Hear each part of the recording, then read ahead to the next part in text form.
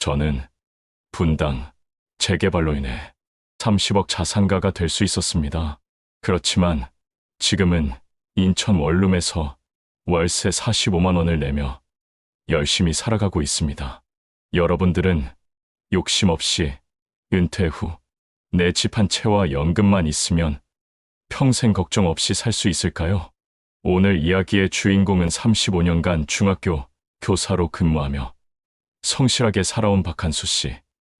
그는 분당 아파트 한 채와 공무원 연금 월 280만 원으로 여유로운 노후를 꿈꿨습니다. 총 자산 20억, 빚 한 푼 없는 깨끗한 재정 상태였죠. 하지만 단 한 번의 결정, 갭 투자라는 달콤한 유혹에 넘어간 순간 그의 인생은 180도 바뀌었습니다. 20억 자산가에서 인천 구도심 원룸, 월세 45만 원 신세로 전락한 충격적인 이야기 지금부터 시작합니다. 2021년 2월 박한수 씨는 35년간의 교직 생활을 마치고 정년퇴직했습니다. 그의 손에는 퇴직금 1억 2천만 원, 그리고 매달 들어오는 공무원 연금 280만 원, 분당 정자동 아파트 시세는 20억까지 올라 있었습니다. 솔직히 부자는 아니었지만 불안하지 않았어요. 집값도 올랐고 연금도 충분했으니까요. 아내와 이제 우리 하고 싶은 거 하면서 살자고 했죠. 여행도 가고 손주들 용돈도 챙겨주고 박 씨 부부의 월 생활비는 약 200만 원, 연금에서 80만 원이 남았습니다. 여유가 있었죠. 아내는 주 3회 요가 수업을 다녔고 박 씨는 오전마다 헬스장에서 운동을 했습니다. 오후엔 도서관에서 책을 읽거나 옛 동료들과 차를 마셨습니다.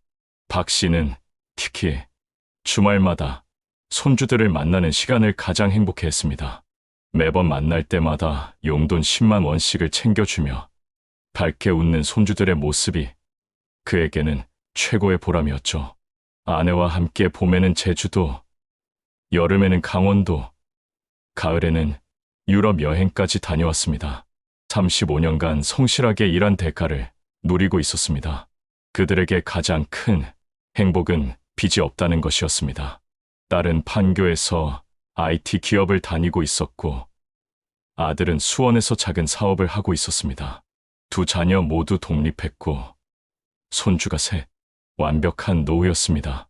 2021년 9월 운명을 바꾼 대화가 시작됩니다. 박 씨는 같은 학교에서 근무했던 후배 교사 김진수 씨를 만났습니다. 김 씨는 5년 전에 먼저 퇴직했고 부동산 투자로 재미를 본 사람이었죠. 형님 요즘 집값 미쳤잖아요. 근데 형님은 그냥 보고만 계세요. 분당 아파트 20억짜리 하나만 갖고 계시면 뭐 해요? 저 같은 경우엔 지금 집이 세 채예요. 아니 자네 퇴직금이 나보다 많았나? 어떻게 집을 세 채나 샀어? 형님, 갭 투자 아세요? 제 돈은 거의 안 들어갔어요. 대출이랑 전세금으로 다 굴리는 거예요. 예를 들어 볼게요. 집값 15억짜리를 사는데 LTV 대출 8억 받고 전세 놓으면 전세금 7억 들어오잖아요. 그럼 제 돈 영원으로 집 한 채가 생기는 거예요. 집값만 오르면 시세 차익은 고스란히 내 거고요. 형님 집 20억이면 담보대출로 10억은 거뜬히 나와요.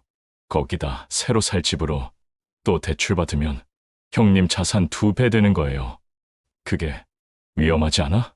형님, 지금 부동산 시장 보세요. 멈춰본 적 있어요. 정부가 뭘 해도 계속 오르잖아요.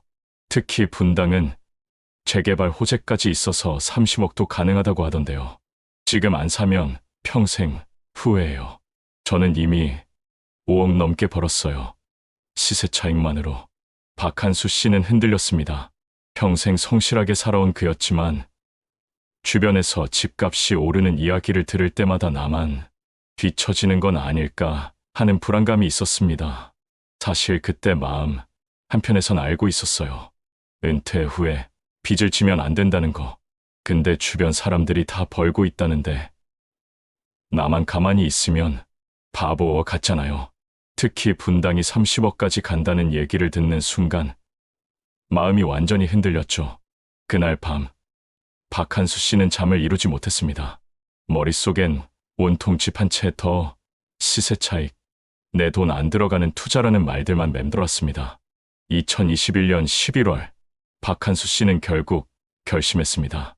목표는 수원 광교 신도시의 새 아파트. 매매가 25억, 전세 시세 15억. 선생님, 이 단지 정말 잘 나가요. 학군도 최고고 신분 당선 역세권이잖아요. 지금 안 사시면 내년엔 30억 넘어갑니다. 요즘 매물 나오자마자 바로 계약되고 있어요. 그런데 제 돈이 대출이 얼마나 나올까요? 분당 집 담보로 10억 나오고요. 광교 집으로 LTV 대출 10억 더 나옵니다. 총 20억 대출 받으시면 되고 세입자, 전세금 15억 받으시면 끝이에요. 선생님 돈 5억만 추가로 넣으시면 됩니다. 퇴직금이랑 여윳돈 합치면 충분하시죠? 박한수 씨는 계산했습니다. 분당 집 20억에서 대출 10억을 빼면 순자산 10억, 그중 5억을 광교 집에 투자하면 여전히 분당 집에 5억의 가치는 남아있고 광교 집이 30억만 되면 분당 집 30억, 광교 집 30억, 총 60억이야. 대출 20억 갚아도 순자산 40억, 지금 15억에서 40억으로 거의 3배가 되는 거잖아. 손주들한테 물려줄 수도 있고 우리 노후는 완전히 달라지는 거야. 여보, 우리 나이에 대출을 20억씩이나 받는 게 맞아요? 이자는 어떻게 내고? 여보, 금리가 지금 1% 중반이야. 이자가 한 달에 250만 원 정도밖에 안 돼. 우리 연금으로 충분히 감당할 수 있어. 게다가 집값 오르면 그 이자쯤은 아무것도 아니야. 1년만 버티면 몇 억씩 오른다고. 그래도 너무 불안해요. 우리 나이에 20억 빚을. 나도 평생 성실하게 살았어. 이번 한 번만 믿어줘. 우리 노후를 더 풍요롭게 만들고 싶어. 손주들한테도 더 많이 해주고 싶고. 결국 아내는 남편을 믿기로 했습니다. 2021년 12월 박한수 씨는 광교 신도시 아파트를 25억에 매수했습니다. 해냈다. 이제 우리도 진짜 자산가야. 곧 총자산 50억 넘는 사람이 되는 거야. 2022년 4월 한국은행이 기준금리를 인상하기 시작했습니다. 1.5%였던 금리는 2.0%로, 2.5%로, 3.0%로 계속해서 올랐습니다. 박한수 씨의 대출 이자도 덩달아 올랐습니다. 월 250만 원이었던 이자는 300만 원, 400만 원, 500만 원으로 불어났습니다. 아니, 이게 말이 돼. 이자만 500만 원이라고? 공무원 연금 280만 원으로는 이자도 감당할 수 없게 됐습니다. 박 씨는 퇴직금 1억 2천에서 매달 생활비와 부족한 이자를 메우기 시작했습니다. 한 달에 200만 원 이상씩 빠져나갔습니다. 괜찮아. 곧 집값이 오르면 팔고 정리하면 돼. 지금은 좀 힘들어도 버티면 돼. 김 선생 말로는 내년이면 광교도 30억 간다고 했잖아. 수원 광교 신도시 아파트 거래 절벽. 매물은 쌓이는데 매수자는 보이지 않고 있습니다. 집값도 고점 대비 10% 이상 하락했습니다. 하지만 집값은 오르지 않았습니다. 아니, 떨어지기 시작했습니다. 25억에 샀던 광교 아파트는 23억, 21억, 19억. 호가가 계속 내려갔습니다. 분당 아파트도 안전하지 않았습니다. 재개발 호재가 지연되면서 20억이던 시세가 18억까지 떨어졌습니다. 설마 이게 진짜야? 둘 다 떨어지다니. 사장님, 저 이사 가려고 하는데요. 전세금 15억 언제 돌려받을 수 있을까요? 그게 조금만 기다려 주실 수 있을까요? 사장님, 저도 이사 가야 해서 급한데요. 계약서대로 이번 달 말까지는 돌려주셔야 하는 거 아닙니까? 전세 사기 뉴스 많이 나오는데 설마 그런 건 아니시죠? 박한수 씨는 막막했습니다. 전세금 15억을 돌려줄 방법이 없었습니다. 집값은 19억까지 떨어졌고 대출금은 20억. 집을 팔면 오히려 1억이 모자라는 상황. 하지만 세입자에게 15억을 돌려줘야 하는데 방법이 없었습니다. 고객님, 추가 대출은 어렵습니다. 이미 DTI가 초과됐고 나이도 고려 대상입니다. 게다가 담보 가치도 떨어져서. 그럼 어떻게 해야 합니까? 세입자한테 전세금을 돌려줘야 하는데 분당 아파트를 담보로 추가 대출을 받으시거나 아니면 두 집 다 파셔야 할 것 같습니다. 결국 박한수 씨는 분당 아파트를 담보로 추가 대출 5억을 받았습니다. 총 대출금은 25억으로 불어났고 월 이자는 금리 5%대에서 750만 원을 넘어섰습니다. 퇴직금은 이미 바닥났고 저축해둔 돈마저 모두 털어야 했습니다. 미친 거 아냐? 나 지금 뭐 하고 있는 거야? 이자만 750만 원이라니. 내가 그렇게 말했잖아요. 하지 말라고. 이제 어떡하려고 그래요? 저축한 돈도 다 날아갔잖아요. 미안해. 내가 잘못했어. 미안하다고 해결돼요.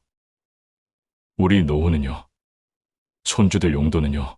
이제 우리 어떻게 살아요? 연금으로 이자도 못 내잖아요. 2024년 3월 박한수 씨는 광교 아파트를 17억에 급매로 내놨습니다. 25억에 샀던 집을 17억에 파는 순간 8억의 손실이 확정됐습니다. 17억을 받아 대출 20억을 갚으려 했지만 3억이 모자랐습니다. 결국 분당 아파트 담보 대출 5억을 추가로 끌어다 갚았습니다. 이제 분당 아파트에는 15억의 대출이 남아 있었습니다. 분당 집도 팔아야 할 것 같습니다. 선생님, 지금 시장이 정말 안 좋아서 20억은 불가능하고요. 잘해야 16억 정도 생각하셔야 할 것 같습니다. 재개발 호재도 불투명해지고 16억이요. 20억이었는데 2024년 6월 분당 아파트는 16억 5천에 매각됐습니다. 대출 15억을 갚고 나니 손에 남은 돈은 1억 5천. 퇴직금, 저축, 모든 것을 합쳐도 총 2억. 단 2년 반 만에 20억 자산은 2억으로 줄어들었습니다. 18억이 증발한 것입니다.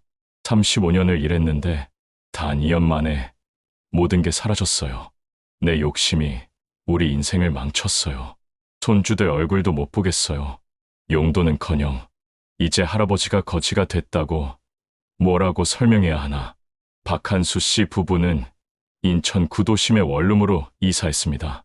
월세 45만 원, 2억은 예금에 넣어 이자로 월 70만 원을 받습니다. 연금 280만 원과 합쳐 월 350만 원, 월세와 생활비를 빼면 남는 돈은 거의 없습니다. 요가도 헬스장도 여행도 손주 용돈도 모든 것이 사라졌습니다. 30억 자산가가 될 수도 있었는데 지금은 월세 45만 원도 부담스러운 신세가 됐어요. 제가 이 이야기를 공개한 이유는 단 하나입니다. 저 같은 사람이 더 이상 나오지 않았으면 해서요. 은퇴 후에는 절대 무리한 대출을 하면 안 됩니다. 첫 번째, 은퇴 후에는 불리는 투자가 아니라 지키는 투자를 해야 합니다. 젊을 때는 실패해도 다시 일어설 수 있습니다. 하지만 60대, 70대의 실패는 회복이 불가능합니다. 두 번째, 내 돈 안 들어가는 투자는 착각입니다. 대출은 결국 내가 갚아야 할 빚입니다. 이자도 내 돈에서 나갑니다. 공짜 투자는 세상에 없습니다. 세 번째, 부동산 시세 차익보다 중요한 건 안정적인 현금 흐름입니다. 집값이 올라도 팔지 않으면 그림의 떡입니다. 매달 들어오는 현금이 진짜 자산입니다. 네 번째, 욕심은 평생의 안정을 한순간에 무너뜨립니다. 남들이 번다고 해서 따라가면 안 됩니다. 내 상황에 맞는 투자, 내가 감당할 수 있는 위험만 져야 합니다. 저는 제 아내에게 평생 죄인으로 살 것 같습니다. 손주들에게도 미안하고요. 하지만 이 이야기가 누군가에게는 경고가 되길 바랍니다. 은퇴 후에는 욕심내지 마세요. 가진 것을 지키는 게 전부입니다. 이 이야기는 실화를 바탕으로 재구성되었습니다. 구독과 좋아요는 더 많은 분들에게 이 교훈을 전하는 힘이 됩니다.